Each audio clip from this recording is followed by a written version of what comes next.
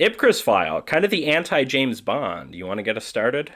Yeah, it's funny that it's produced by Harry Saltzman, much like the first, 9 Bond movies? Yeah, because it was Broccoli and Saltzman who produced them, and so Broccoli's not involved. Saltzman is also John Barry doing the music, and Peter R. Hunt was the editor, and I believe he edited, might have been like second unit director for a lot of the early Bond movies, eventually was the director for On Her Majesty's Secret Service. He had lots of guts. But this is basically Michael Caine's, it's not an audition for Bond, but this is the closest he ever got to playing that role, and I have to imagine when they recast it for Lazenby and when they recast it for Moore, they at least thought about Michael Caine. That's all speculation, I don't know for a fact.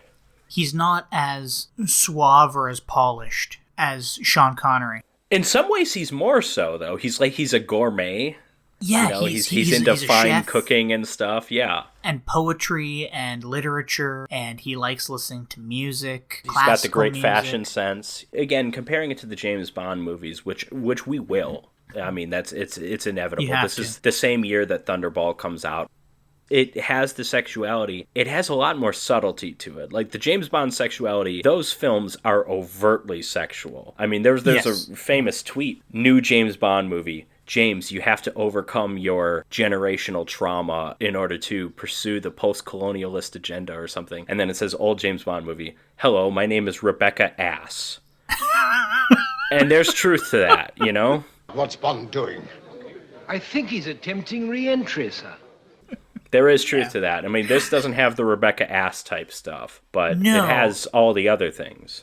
It also has a spy who's arguably less goofy than James Bond. Oh, much less goofy. He also hates his job, which is interesting and relatable. Yeah. For everybody on the planet, yeah. This movie is doing its own thing, but it's also, by the nature of when it's released and everything, it is kind of, in its own way, sort of a commentary on the James Bond series. And just setting up this spy as just like a working class, normal guy who works like a 9 to 5, I think is so interesting. Yeah, well, because he's not a globetrotter, you know? He's not going on these super secret, super dangerous missions inside of volcanoes in Japan. Mm-hmm. He's just living and working in London, and he occasionally gets assigned difficult cases. Also, we should point out, I mean, he essentially has Austin Powers glasses.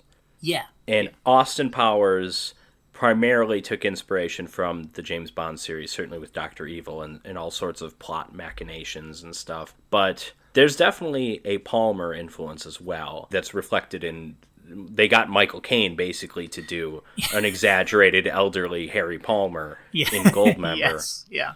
There are only 2 things I can't stand in this world.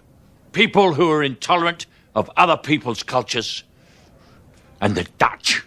It almost makes me wish that the first several Bond movies were filmed in this kind of way. You know what I mean? Where you had these Dutch angles and stuff. Because a lot of the Bond stuff just feels kind of flat. It does, but I also think this style, and maybe this style would have worked really well for Dr. No, or like the first half of From Russia with Love. Mm-hmm. I think it works as a way to make something exciting that isn't that exciting. Like when you get to Goldfinger, you don't need fancy camera angles. There's actually like a lot of action in that movie. Mm-hmm. But like Dr. No, it's a running joke on this pod now is that I can't watch that without taking a big fat nap in the middle.